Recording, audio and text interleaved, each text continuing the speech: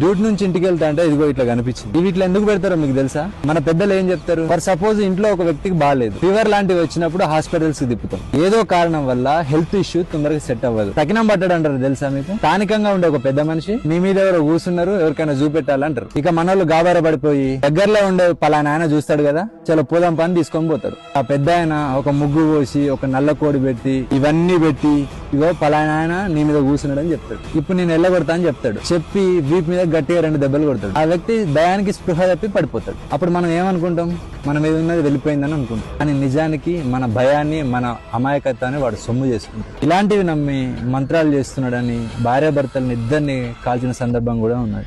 వీటిని ముట్టుకుంటే నిజంగా ఏమన్నా అవుతుందా? ఇది కొబ్బరికాయ, ఇందులో హెల్దీ ఫ్యాట్స్ ఉంటాయి, ఫైబర్ ఉంటుంది, డైజెషన్ కూడా మంచిది,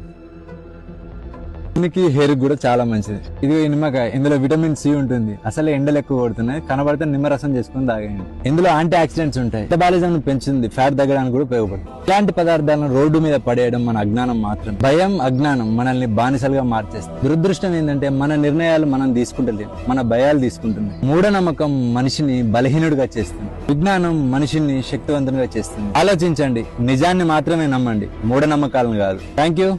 జై హింద్.